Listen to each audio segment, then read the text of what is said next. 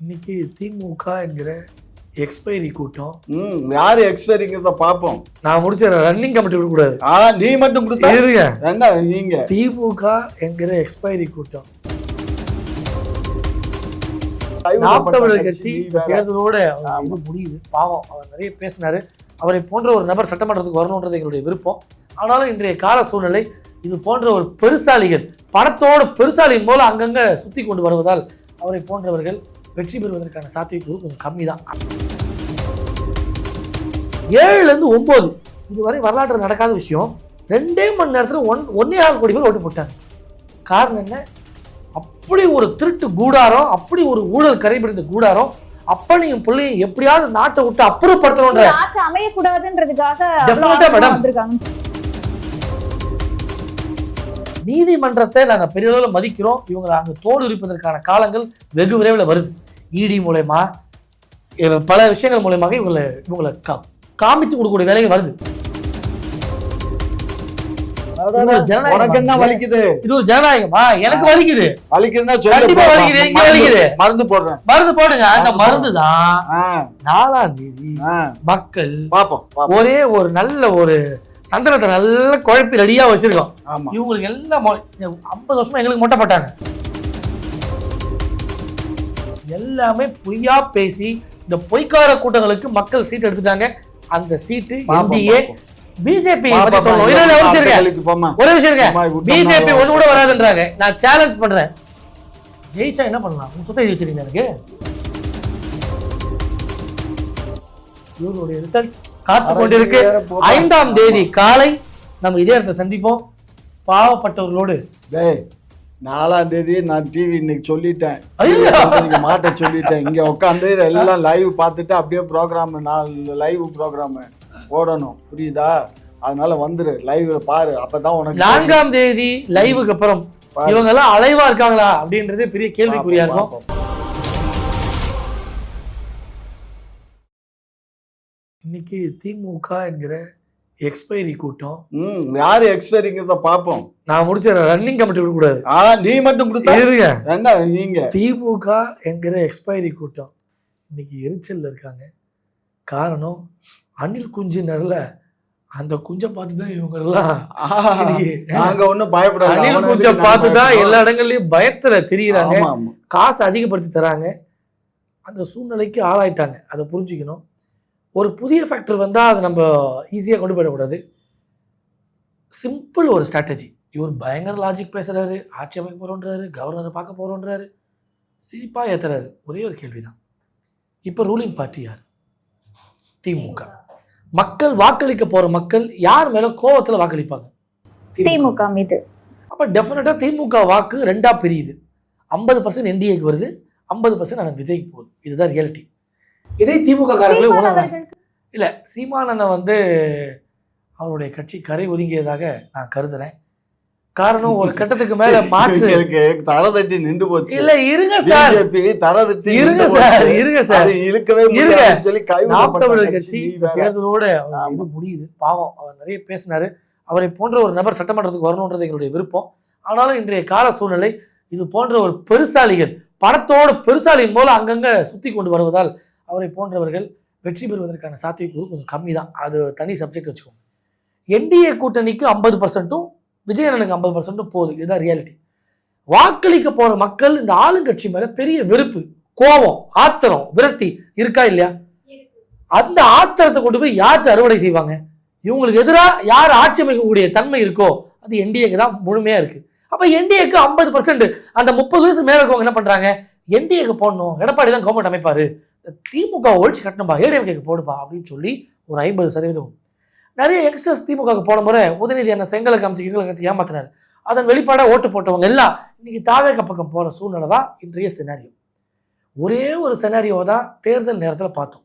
7 மணிக்கு வாக்கு பதிவு தொடங்குச்சு. 7லேருந்து 9 இதுவரை வரலாற்றில் நடக்காத விஷயம். 2 மணி நேரத்தில் 1.25 கோடி பேர் ஓட்டு போட்டாங்க. காரணம் என்ன? அப்படி ஒரு திருட்டு கூடாரம், அப்படி ஒரு ஊழல் கரைபிடிந்த கூடாரம்.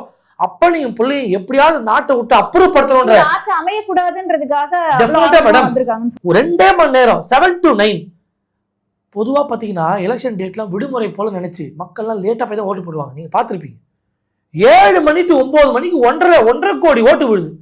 இதுவே பெரிய அசிங்கம் ஒரு ஆளுங்கட்சிக்கு.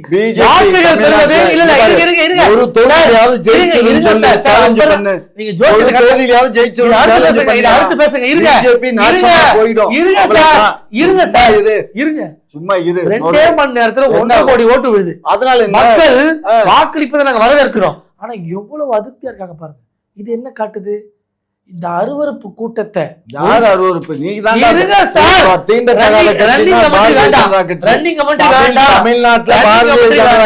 தீண்டத்தகாத கட்சி. ரொம்ப சிரமமா இருக்கும். இந்த அருவருப்பு கூட்டத்தை விரட்டுவதற்கு மக்கள் எல்லாம் விறுவிறுப்பா வந்து வாக்களித்து ஒரு தேர்தல். இந்த நடைமுறையை நம்ம புரிஞ்சுக்கணும். எஸ்ஐஆர்னு ஒரு விஷயத்த என்னமா எதிர்த்தாங்க, துள்ளி துள்ளி குதிச்சு ஒரே பிரச்சனை பண்ணி எவ்வளோக்கெல்லாம் அக்கிரமம் பண்ணாங்க. ஆனால் இன்னைக்கு அதே எஸ்ஐஆர் வந்த பிறகுதான் இன்னைக்கு இந்த அளவு வாக்கு சதவீதம் உயர்ந்திருக்கு. அந்த போலி வாக்காளர் இருக்காங்க பாருங்க, டெத்து ஷிஃப்டடு, அதை வச்சுதான் குடும்பம் நடத்துறாங்க இவங்க. அதை வச்சுதான் இன்னைக்கு குட்டிக்காரன் அடிச்சுக்கிட்டு ஆட்சியில் இருக்கிறாங்க. இருங்க சார், ஒரு கள்ள ஓட்டு எங்க பார்த்தாலும் கள்ள ஓட்டு. இந்த கொள்ளக்கார கூட்டம் கள்ள ஓட்டு போடுறதே வேலை. 5 மணிக்கு மேல பூத் கேப்சர் பண்றது. நீங்க யோசிச்சு பாருங்களேன், சுதந்திரம் பெற்ற காலத்துல இருந்து இந்த பூத் கேப்சர் பண்றது, பூத்ல பிரச்சனை பண்றது, கள்ள ஓட்டு போடுறது, கள்ள சாராயம் விற்கிறது, இன்னைக்கு கள்ள சந்தையில பொருள்களை விற்கிறது, இந்த கள்ள வேலை கொள்ள வேலையை செய்வது யாருடைய வேலை? இந்த கூட்டம். இருமாப்பு பிடித்த இந்த நாமினேஷன் ஃபைல் பண்ணதுல பூரா கள்ளி பூரா திருடங்க பூரா இங்க இருக்காங்க. எடுத்து பாரு. ஒரு முதலமைச்சர் எவ்வளவு கோடி சொத்து வச்சிருக்காரு, எங்க காலேஜ் வச்சிருக்காரு, எவ்வளவு ஊழல் பண்ணிருக்காரு நமக்கு எல்லாம் தெரியும். இவங்க வரும்போது என்ன தொழிலோட வந்தாங்க, வரும்போது எவ்வளவு பணத்தோட வந்தாங்க, இன்னைக்கு உங்க நிதி நிலைமை என்ன? அப்போ ஒரு அபிடேவிட் போடுறாரு. மேடம் இருங்க, அதுதான் சொல்றேன். உலக வரலாற்றுல ஆதித்யா டிவி வச்சிருக்காங்க அவங்க சேனல். அதை விட ஒரு பெரிய காமெடி, 40,000 தான் அக்கௌண்ட்ல இருக்கான், 10,000 தான் கையில இருக்கான். ஏன் நீ கேஸ் போடு? வெக்கமா இல்ல? அறிவு கட்டவன் கண்ட்ரோல்ல தானே இருக்கு, அமலாக்கத்துறை உன் கண்ட்ரோல்ல தான் இருக்கு. இல்ல சர்ச் பண்ண நாங்க அறிவு கட்டவன் ஒரு விஷயத்து ரொம்ப தெளிவா இருக்கும். அவர் வழக்கறிஞரா இருந்தாலும் கூட நீதிமன்றத்தை நாங்க பெரிய அளவுல மதிக்கிறோம். இவங்க நாங்க தோல் உரிப்பதற்கான காலங்கள் வெகு விரைவில் வருது. இடி மூலமா பல விஷயங்கள் மூலமாக இவங்களை காமித்து கொடுக்கக்கூடிய வேலைகள் வருது. ஆனா நீதிமன்றத்தை தாண்டி மக்கள் மன்றத்துல முதல்ல இவங்களை எக்ஸ்போஸ் பண்ணணும். மக்கள் மன்றத்தில் இந்த திருட்டு கூட்டத்தை கொண்டு வந்து எக்ஸ்போஸ் பண்ணி இவங்க நம்ம கிட்ட திருடி தின்ன கூட்டம். இன்று இவர்கள் இவ்வளவு சொஃபிஸ்டிகேட்டா வாழ்றாங்களே, நாமெல்லாம் இன்னைக்கும் அதே கஷ்டம், அதே நஷ்டம், அதே துக்கம், அதே துயரம் நமக்கு இருந்துட்டே தானங்க இருக்கு. கரெக்டா இல்லையாங்க? இவங்களுக்கு மட்டும் எப்படிங்க இவ்வளவு பெரிய சொஃபிஸ்டிகேட்டட் லைஃப்? இவங்க வீட்டு புள்ள மட்டும் தான் மந்திரி ஆகணுமா? இவங்க வீட்டு புள்ள தான் எம்எல்ஏ ஆகணுமா? இவங்க வீட்டு ஆளு தான் எம்பி ஆகணுமா? ஏங்க ஒரு ஜனநாயகன் பேசுறாங்க, பெண் உரிமைன்னு பேசுறாங்க. ஒரே அப்பா முதலமைச்சர், நல்லா கேட்டுக்கோங்க, ஒரு எம்எல்ஏ முடிஞ்சுதா? உதயநிதி ஒரு எம்எல்ஏ, துணை முதலமைச்சர் முடிஞ்சுதா? அவங்க சித்தி, அத்தையோ சித்தியோ தெரியல, அத்தை எம்பி, ஒரு எம்பி போச்சா? கூட ஒரு மாமா ஒருத்தர் இருக்காரு, அவர் ஒரு எம்பி முடிஞ்சுதா? அவங்க இன்னொரு மாமா ஒருத்தர் இருக்கிறாரு, அவர் ஒரு எம்எல்ஏ முடிஞ்சுதா? ஏங்க இவங்க குடும்பம் எம்எல்ஏ எம்பி ஆகிறதுக்காக நம்ம நாட்டில் இருக்கிறோம். நம்மளை போல சாமானியர்கள் என்னைக்கு இங்க ஆட்சிக்கு வருது, என்னைக்கு அதிகாரத்துக்கு வருது? அது எங்க கட்சி. நீ நாட்டாம மயிர் பண்ண வேண்டாம், இது எங்க கட்சி. நாட்டாம மயிர் பண்ணல, நாட்டுக்கு சரியான்னு கேக்குறேன்.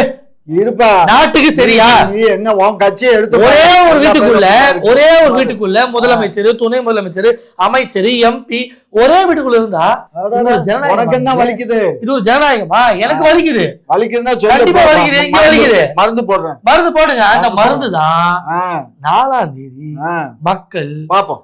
ஒரே ஒரு நல்ல ஒரு சந்தனத்தை நல்ல குழப்பி ரெடியா வச்சிருக்கோம்.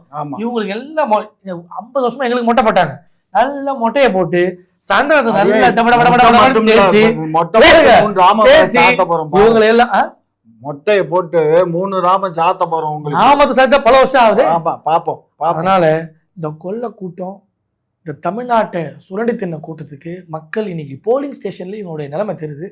இன்னொன்னு காசு, அந்த வேட்பாளர் இவ்வளவு கொண்டு போறான், இவ்வளவு கொண்டு போறான், திருட்டு பசங்க கத்துறாரு. மயிலாப்பூர்ல நியூஸ் பாத்தீங்களா? பாத்தீங்களா இல்லையா? என்ன மயிலாப்பூர் சவுண்டே வரல? மயிலாப்பூர்ல 9 கோடி ரூபாய் இந்த மயிலை வேலுவோடைய வட்ட செயலாளர் ஒருத்தர் வீட்டுல இருந்து 9 கோடி எடுக்கிறாங்க. வெக்கமா இல்ல? எது கூச்சமா இல்ல? அவமானமா இல்ல? இந்த பாரு, இதெல்லாம் ஏங்க யார் சொன்னா? 9 கோடி யார் எடுத்தா? எவ்வளவு எடுத்தாங்க? எவ்வளவு எடுத்தாங்க? ஒண்ணு எடுக்கல. தலையெழுத்து பாரு. ஒண்ணு எடுக்கல. செல்ஃப் எடுக்கல. திமுக செல்ஃப் எடுக்கல. அப்படி சொல்லுங்க. எதை வேணாலும் நீ பண்ணிட்டு போ. சொல்லுங்க. வாய் இருக்கு. ஆட்சி வருவதற்கு முன்பு இவங்க ஒரு அறிக்கை தராங்க. 8,000 ரூபாய் கூப்பன் தரேன், 2,000 ரூபாய் தரேன், எல்லாம் ரைட். ஆட்சிக்கு வந்த பிறகு தான் தரணும். எதுக்கு இந்த கூப்பன் கொண்டு போய் இப்பயும் வீட்டில் தரீங்க? எதுக்கு வீடு வீடு கொலுசு தரீங்க? எதுக்கு மூக்குத்தி கொடுக்குறீங்க? எதுக்கு பணம் கொடுக்குறீங்க? மூக்குத்தி கொடுத்தா ஒரு பவுன் கொடுத்தோம் கொடுத்தீங்களா இல்லையா? நான் காட்டவா? எல்லா மசரும் இல்லாத பத்தி பேசுவாரு. இவர் வந்ததுல பாருங்க, இல்லாததான் பேசுவாரு. மசுருன்னு பாரு இல்ல. அதே மாதிரி மக்கள் எல்லாம் என் உசுருன்னு பாரு, அதுவும் இல்ல. எல்லாமே பொய்யா பேசி இந்த பொய்க்கார கூட்டங்களுக்கு மக்கள் சீட் எடுத்துட்டாங்க. அந்த சீட்டு என்டிஏ பிஜேபி பத்தி சொல்லணும். ஒரே விஷயம் இருக்கு, பிஜேபி ஒண்ணு கூட வராதுன்றாங்க. நான் சேலஞ்ச் பண்றேன், ஜெயிச்சா என்ன பண்ணலாம்? உங்க சொத்தை வச்சிருக்கீங்க, எனக்கு வாங்கிக்கோ கன்ஃபார்மா. இங்க பாரு, பாரதிய ஜனதா கட்சி தமிழ்நாட்டுல வெற்றி பெறவே இயலாது, வெற்றி பெறாது, அவ்வளவுதான், அதோட நிப்பாட்டு. அதே மாதிரி ஒரு 50 சீட்டுக்கு மேல 5 சீட்டு கூட அதிகமா ஜெயிக்கிறதுக்கு எடப்பாடிக்கு தகுதி இல்லை. 50 ஜாஸ்தி, அது கீழே தான் அவர் வெற்றி பெறுவாரு. வேற வழி இல்லாம வேற யாரும் இல்லைன்ட்டு அவர் தான். இந்த முறை திமுக 2011 விஜயகாந்த் எதிர்கட்சி தலைவராக ஒண்ணும் இல்லாம செல்லாக்காசா இருந்தாங்க பாருங்க. அதே சூழ்நிலை வருகிற தேர்தலில் உருவாக்க வாய்ப்பு பிரகாசமா இருக்கு. இப்ப போட்டியே மாறிடுச்சு. என்டிஏவா விஜயா அப்படின்ற மாதிரி தான் போட்டி போகுது. இந்த போட்டியில் யார் வெற்றி பெற்றாலும் எங்களுக்கு சந்தோஷம். நாங்க என்டிஏ வெற்றி பெற்று ஆட்சி அமைக்க போறோம், அதுல ஒரு மாற்று கருத்து இல்லை. எதிர்கட்சியாக அந்த 3வது கட்சி இப்போ புதுசா வந்தவங்க வந்தாலும் வரட்டும், இந்த கூட்டத்தை ஒழிச்சே ஆகணுங்க. ரப்பர் வச்சு இவங்களை அழிச்சே ஆகணும், மார்க்கர் வச்சு இவங்களை அழிச்சே ஆகணும் அப்படின்ற ஒயிட்னரோட மக்கள் எல்லாம் சுத்தி வராங்க. 4ஆம் தேதி இவர்களுடைய ரிசல்ட் காத்து கொண்டிருக்கு. 5ஆம் தேதி காலை நம்ம இதே இடத்தை சந்திப்போம் பாவப்பட்டவர்களோடு. 4ஆம் தேதி நான் டிவி இன்னைக்கு சொல்லிட்டேன், மாட்ட சொல்லிட்டேன். இங்க உட்காந்து எல்லாம் லைவ் பார்த்துட்டு அப்படியே ப்ரோக்ராம், 4 லைவ் ப்ரோக்ராம் போடணும், புரியுதா? அதனால வந்துரு, லைவ்ல பாரு, அப்பதான் உனக்கு. 4ஆம் தேதி லைவுக்கு அப்புறம் இவங்க எல்லாம் அலைவா இருக்காங்களா அப்படின்றது பெரிய கேள்விக்குறியா இருக்கும். 5ஆம் தேதி காலை வெற்றி செய்தியோடு எடப்பாடி பழனிசாமி என்னும் நான் அப்படின்ற ஒரு சாமானியருடைய குரலோடு தமிழ்நாட்டை நல்வழிப்படுத்தி நல்லாட்சியை கொடுக்க நாங்கள் தயாராகி கொண்டிருக்கிறோம். இவர்கள் பொட்டியெல்லாம் பேக் பண்ணி விட்டார்கள். 4ஆம் தேதி இவர்கள் எங்கேயாவது கோவிந்தா கோவிந்தா அப்படின்னு போக வேண்டியது. சார், விஜய் பிரிக்க போற வாக்குல தான் திமுக அதிமுகவுடைய வெற்றி அடங்குகிறதா அப்படின்னு ஒரு கேள்வி எழும்பியிருக்கே. ஏமா இங்க பாருங்க, நீங்க எல்லாரும் விஜய் வந்து ஒரு பெரிய பூச்சாண்டின்னு இங்க காட்டிக்கிட்டு இருக்கீங்க. அது பூச்சாண்டி இல்லைம்மா, அது சும்மா பொம்மலாட்டம் ஆடிக்கிட்டு ஒரு முகமூடியை போட்டுக்கிட்டு வந்துட்டு இருக்கான். ஒரு பொம்மநாட்டி சொல்றா, விஜய் வந்து ஜெயிக்கலைன்னா, அவர் ஆட்சி அமைக்கலைன்னா நான் மருந்தை குடிச்சு செத்து போயிடுவேன், எங்கள் வீட்டில் இருக்கவங்களுக்கு நேர்த்திக்க வீட்டில் இருக்கவங்களுக்கு மருந்தை கொடுத்து கொண்டு விடுவேன் அப்படின்னு அவ பேசுகிறா. இன்னொருத்தன் பேசுகிறான், எங்களுக்கு வந்து மந்திரிகள் சபைகள்லாம் ரெடி ஆகிடுச்சு, யார் யாரெல்லாம் மந்திரிங்கிறதெல்லாம் நாங்கள் போஸ்டர் போட்டுட்டோம். அதே மாதிரி நாங்கள் வந்து இது பனையூர்லேயோ அல்லது மகாபலிபுரத்தில் இருக்கக்கூடிய அந்த இப்போ ஸ்டார் ஹோட்டல்லையோ நாங்கள் அமைச்சர் முதலமைச்சராக பொறுப்பேற்றுக்குவார் விஜய். பொறுப்பேற்றுக்கிட்ட உடனே அவர் அங்கேருந்து ஹெலிகாப்டரில் கிளம்பி இங்கே வந்து கோட்டைக்கு வந்துடுவார், அதுக்காக அங்கே எல்லாமே ரெடி பண்ண சொல்லியிருக்காங்க அப்படின்னு பேசுறான். இதெல்லாம் என்ன பைத்தியக்காரன். ஆனா கல சூழல் வந்து அவர் தான் கிங் மேக்கர் அப்படின்னு சொல்றாங்க. கிங் ஆகுது மேக்கர் ஆகுது, இது என்ன கிங் மேக்கருக்கு இது என்ன பிசினஸா? பிசினஸ் சாரி அவர் சொல்லுங்க, கரெக்டான விஷயம். அவர் கிங் மேக்கர், எடப்பாடி ஐயா கிங் மேக்கர் கிங் நாங்க இருக்கோம். நடுவில் ஜோக்கர் கூட்டம் வேற ஒரு சுத்தி வருது, பாப்போம். ஸோ அதனால அந்த அதாவதுமா விஜய்க்கு வந்து ஓட்டு கிடைக்குமான்னா டெஃபினட்டா கிடைக்கும், அது நான் இல்லைன்னு சொல்லலை. அதுல ஒரு 8-10% வாக்குகள் கிடைக்கும், 10% வாக்குகள் உறுதியா கிடைக்கும். ஏன்னா இந்த மாதிரி தற்கொலை கூட்டங்கள்லாம் நிறைய இருக்குல்ல, அந்த தற்கொலையெல்லாம் ஓட்டு போடத்தான் செய்யும். அதனால ஒரு 10% ஏறக்குறைய ஒரு 60 லட்சம் வாக்குகள் கிடைக்கும். இந்த 60 லட்சம் வாக்குகளை வாங்கி ஆட்சி அமைக்க இயலாது. அதே மாதிரி எடப்பாடிக்கு வந்து இந்த தடவை வந்து ரொம்ப அடியாயிடுவார், சரிங்களா? எடப்பாடி ரொம்ப அடியாயிடுவார். அவருக்கே அது தெரிஞ்சதுனால தான் அவர் கம்முன்னு கிடக்காரு, சரியா? இவர் என்னமோ அவங்க கட்சி கூட்டணிங்கிறதுனால என்னத்தையோ ஊற்றிட்டு கிடக்காரு. இது கிடக்கட்டும். நாங்கள் எப்பயுமே நிறைகுடம், நாங்கள் தழும்பாது, எங்களுக்கு நிறைகுடம் தழும்பாது. அரையங்குறைமா இருந்தால் தான் தழும்பும். இதுக்கு பூரா அரையங்குறைமா இருக்கிறது, அது அப்படின்னு ஆடிக்கிட்டே இருக்கோம். நாங்கள் ஃபுல்லாக இருக்கோம், அதனால் ஆட மாட்டோம். எங்களுக்கு மக்கள் தீர்ப்பு கொடுத்துருக்காங்க. 4ஆம் தேதி ஓட்டு எண்ணட்டும், எங்கள் ஆட்கள் வந்து ஜெயிச்சு வருவாங்கங்கிற நம்பிக்கை எங்களுக்கு இருக்குது. வந்தால் நாங்கள் ஆட்சி அமைக்கிறோம். அப்படி நாங்கள் வரலையா, எதிர்கட்சியில் உட்காடுறோம். அதுவும் இல்லையா, வீட்டில் ரெஸ்ட் எடுத்துக்கிட்டு அடுத்த தேர்தலுக்கான அடிப்படை வேலைகளை பார்க்க ஆரம்பிக்கிறோம். நாங்கள் வேலை பார்த்த அளவுக்கு வேறு எந்த அரசியல் கட்சியும் தமிழ்நாட்டில் இப்போ வேலை பார்க்கல. ஏன்னு கேட்டிங்கன்னா, நாங்கள் ஜெயிச்சு வந்ததுக்கப்புறம் 2001 வந்ததுக்கப்புறம் கொரோனா முடிஞ்சதுக்கப்புறம் ஒவ்வொரு தொகுதிக்கும் ஒரு பார்வையாளர் ஒரு நியமிச்சாச்சு. 234 தொகுதிகள்லையும் பார்வையாளர் போட்டாச்சு. ஒவ்வொரு மண்டலத்துக்கும் ஒவ்வொரு மாவட்டம் 2 மாவட்டத்துக்கு ஒரு அமைச்சர் இப்போ இன்சார்ஜுன்னு போட்டு அந்த வேலையும் நடந்துக்கிட்டு இருந்தது. ஆகவே இது நாங்கள் இந்த மாதிரி வேலைகள்லாம் யாரும் பார்க்கல, எங்கேயும் பார்க்கவும் முடியாது. சைப்பு தன்மையோட எல்லாம் கண்காணிப்புக்காக போட்டிருக்கோன்னு சொல்றீங்க. ஆனா நிறைய பகுதிகள்ல 5 வருஷம் கழிச்சு இப்ப எதுக்கு வரீங்கன்னு உங்களை விரட்டி இருக்காங்க. கேட்கத்தாம செய்வாங்க. அது இவங்களா போவாங்க. அது அந்த தொகுதியில ஜெயிச்சு வந்த எம்எல்ஏ இருக்கார் இல்லையா, எம்மாடி நீ ஒரு விஷயம் புரிஞ்சுக்கோ, ஒரு தொகுதின்னா கிட்டத்தட்ட 2500 சாரி 2.5 லட்சம் வாக்குகள் இருக்கக்கூடிய தொகுதி. அதில் ஏதாவது ஒரு குக்கிராமம் இல்லை ஏதாவது ஒரு பகுதியில் அவங்க போகாமல் இருக்கலாம். எல்லாமே போயிருக்கணும்னு கணக்கு கிடையாது, அதுலயும் போகாம இருக்கலாம். அந்த பகுதியில் இருக்க மக்கள் திரும்ப போகும்போது அடிப்படை வசதி இல்லாம அடிப்படை வசதி இங்க பாரு, அடிப்படை வசதிங்கிறது எங்க திராவிட மாடல் ஆட்சிக்கு நாங்க கொடுத்த அடிப்படை வசதி வேற எந்த கொம்பனாலையும் கொடுக்க இயலாது. இங்க பாரு, நாங்க தான் குடிநீர் வடிகால் வாரி ஆரம்பிச்சது, நாங்க தான். அதே மாதிரி எல்லா இதுகளுக்கும் ஒவ்வொரு டிபார்ட்மெண்ட் தனித்தனியா குடிசை மாற்று வாரியம், ஹவுசிங் போர்டு, என்கோபெட்டு, இப்படி ஒவ்வொரு டிபார்ட்மெண்ட்டுமா ஆரம்பித்து மக்களுடைய சேவை செய்கிறதுக்காக ஒர்க்குகளை பிரித்து கொடுத்துருக்கோம். புரியுதா? ஆகையினால அவங்க போய் பார்த்துக்கிட்டு இருக்காங்க. புரியுதுங்களா? ஒரு காலத்தில் தண்ணி இல்லாமல் குடத்தை தூக்கிட்டு மைல் கணக்காக போய் தண்ணியை தூக்கிட்டு வந்த பெண்கள்லாம் இருந்தது உண்டு. பிரதமர்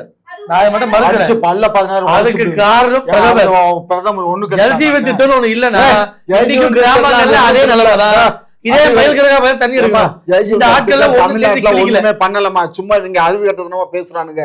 தமிழ்நாட்டுல நாங்க அந்த ஒர்க்க பண்ணவே இல்லை, நாங்க தானே பண்ணணும், பண்ணல. ஏன்னு கேட்டீங்கன்னா காசு இவங்க தரமாட்டானுங்க. அது கணக்கு என்ன தெரியுமா, ஜெயஜீவன் திட்டத்துக்கு 100% கொடுக்கணும் இல்ல, அது கொடுக்க மாட்டானுங்களாம்.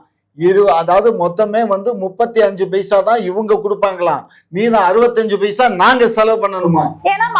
அந்த குடிசை மாற்று வாரியம் பிரதமர் ஆவாஸ் யோஜனா இருக்குல்ல, பிரதமர் ஆவாஸ் யோஜனால நான் முன்னாடி டைரக்டரா இருந்தேன். அதுக்கு அதே மாதிரி 32 பைசா, நாங்க 68 பைசா நாங்க போட்டு வீடெல்லாம் கட்டி முடிச்சு இவங்கள்ட்ட பிச்சை கேட்கிற மாதிரி அந்த 32 பைசாவுக்கு நாங்க பிச்சை வாங்கணும். என்னைக்காக கண்டெடுத்து கொடுப்பானுங்க. புயல் இத்தனை தடவை புயல் வந்த போது காசு கேட்டதுக்கு அதான் நாங்க பணம் போட்டோம்ல. அந்த எல்லா மாநிலத்திலையும் எல்லா மாவட்டத்துக்கும் மாநிலத்துக்கும் கொடுக்கக்கூடிய அந்த 1200 1400 கோடி இருப்பு இருக்கணும், அவசர ஆத்திரத்துக்கு செலவு பண்றதுக்கு. அந்த பணத்தை கூட நம்மகிட்ட இல்லாம இருந்ததை அதை கொடுத்துவிட்டு நாங்க இதுக்கு கொடுத்தமே அப்படின்னு சொல்லி அந்த ஃபைனான்ஸ் மினிஸ்டர் பேச்சு. அதெல்லாம் அதம்மா இதெல்லாம் நான் நிறைய பேசினா எனக்கு ரொம்ப இதாயிடுமா, எனக்கு வயிற்றுச்சல் வந்துடும், ரொம்ப கொட்டி. பாரதிய ஜனதா கட்சி ரொம்ப பெரிய அயோக்கியம். அதே மாதிரி அந்த அயோக்கியனோட கூட்டணி வச்சானே அவன் அதுக்கு மேல பெரிய அயோக்கியம். இப்போ எம்பி தேர்தல் என்ன சொன்னா, நாங்க பாரதிய ஜனதா கட்சியோட கூட்டணி வச்சதுனாலதான் நாங்க தோத்து போயிட்டோம், எக்காலத்திலும் நாங்க இனிமே பாரதிய ஜனதா கட்சியோட கூட்டணி வைக்க மாட்டோம் அப்படின்னு சொல்லி வீர வசனம் பேசினானுங்க. இங்க ஒரு ஆள் இருக்காரு இங்க நம்ம இதுல, அவர் என்ன சொன்னாரு, பாரதிய ஜனதா கட்சினாலதான் நாங்க தோத்தோம், இனிமே வைக்க மாட்டோம்னு இந்த பிரஸ்ல மூச்சுக்கு 300 தடவை பேசினாரு. அவர் இப்ப நான் அப்படி சொல்லவே இல்லைன்றா. அதெல்லாம் பழசெல்லாம் எடுத்து போட்டு டிவிக்காரன் காட்டின உடனே அப்படியா அது ஏதாவது ஒரு நினைப்புல சொல்லியிருப்பேன் அப்படிங்கிறானுங்க. அதனால கண்டிப்பா பாரதிய ஜனதா கட்சியோட இவங்க கூட்டணி போகாம நின்றிருந்தாலாவது எதிர்கட்சியில மரியாதையோட ஒரு எதிர்கட்சியா இருக்க முடியும். இவங்க பாரதிய ஜனதா கட்சியோட கூட்டணி போனதுனால அந்த மரியாதை இழந்து 50 தொகுதிக்கு கீழே தான் நிற்க முடியுமே தவிர அதுக்கு மேல போகாது. வேணும்னா நீங்க தேர்தல் முடியும் பாருங்க. நாங்க வெற்றி வாய்ப்பு எங்களுக்கு இருக்கும், நாங்க ஆட்சி அமைப்போம். அதே மாதிரி விஜய்க்கு ஒரு 4-5 தொகுதிகள் கிடைக்கிறதுக்கு சான்சஸ் இருக்கு. காரணம் என்னன்னா, அவன் இந்த கிறிஸ்துவத்துல முட்டி போட்டு போனான்ல, அந்த முட்டி போட்டதுனால நிறைய பேர் மயங்கி போய் நிக்கிறானுங்க. அந்த திருச்சியில இருக்கக்கூடிய அந்த தொகுதியில, அந்த தொகுதி தான் ஜெயிக்கிறதுக்கு சான்சஸ் இருக்கு. அவ்வளவுதான். திமுக தோல்வி, அது திமுக தோல்விங்கிறது என்ன, ஒரு தொகுதியில தோத்தா என்ன அப்படி எல்லாம் ஒண்ணு திமுக தோல்வி. அதே மாதிரிதான் 230 அதுவே அவன் வந்து அதுவே சந்தேகம் தான்டா. ஏன்னு கேட்டா அவன் வந்து அவன் கேத்தலிக்ஸு, அங்க போனது கேத்தலிக்ஸ் கோயில், அங்க புரோட்டஸ்டாண்டு, அங்க வந்து நிறைய அல்லலோயா இருக்காங்க. அல்லலோயா கண்டிப்பா ஓட்டு போட மாட்டான், புரோட்டஸ்டாண்டு எவனும் ஓட்டு போட மாட்டான், இவன் மட்டும்தான் போடுவான். இவன் ஓட்டை வாங்கி மட்டும் ஜெயிக்க முடியாது. ஆனா இவனுக்கு வந்து இப்ப கோடி கோடியா பணம் வருது. எலான் மாஸ்க்கு முதற்கொண்டு பணம் கொடுக்குறாமா, எலான் மாஸ்க் முதற்கொண்டு பணம் கொடுக்குறான். ஸ்டாலின் ரியாக்ஷன் தான் எலான் மாஸ்க்கு பணம் கொடுக்குறான். இவர் சொல்ற கதையை வச்சு பணம் கொடுக்குது. இவர் சொல்ற கதையை வச்சு எல்லாம் வந்து பாரதிய ஜனதா கட்சி பெர்மிஷன் தயவு செய்து கொடுக்குற நன்கொடை இந்த வேலையெல்லாம் வச்சு ஒரு அளவுக்கு மேல கூட்டம் திருட்டுத்தனமா இருக்கு. இவர் சொல்ற கதையை வச்சு கிட்டத்தட்ட 1500 பிள்ளைகளுக்கு ஒரே நேரத்துல சோறு ஊட்டக்கூடிய வேலையை நம்ம செய்யலாம். அந்த அளவுக்கு கதையை மனசுக்குள்ள அப்படியே பொக்கிஷமா வச்சிருக்கிறாரு. இந்த கதையை சொல்லிட்டே சுத்த வேண்டியது. அந்த பரத் காதல் படம்னு வரும், அந்த பொண்ணு பயங்கர தீவிரமா லவ் பண்ணுவான். கிளைமேக்ஸ்ல பாத்தீங்கன்னா யான் சுத்துவான். திமுக காரங்க நிலைமை 4ஆம் தேதிக்கு மேல எல்லாம் யான் சுத்தல அறிவாலயத்தை சுத்தி பாப்போம், காலங்கள் பதில் சொல்லுவாங்க பாருங்க. அப்படி ஒரு சூழ்நிலை வரும் என்பதை தெரிவித்து சாமானிய ஆட்சி அமைப்பது உறுதிங்க. இது சாமானிய போறது உறுதி. சாமானியர்களுக்கு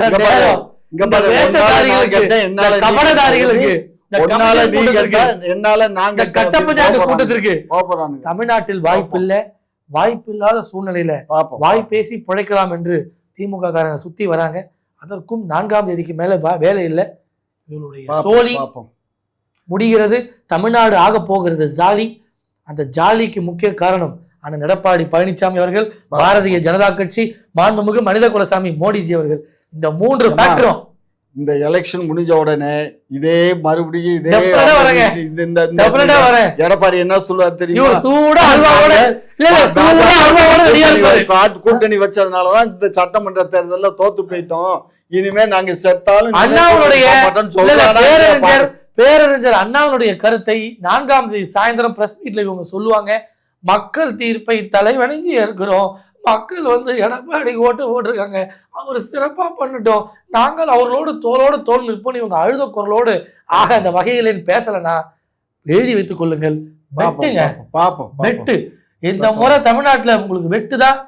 4ஆம் தேதி வேஷம் கலைக்கப்படுகிறது.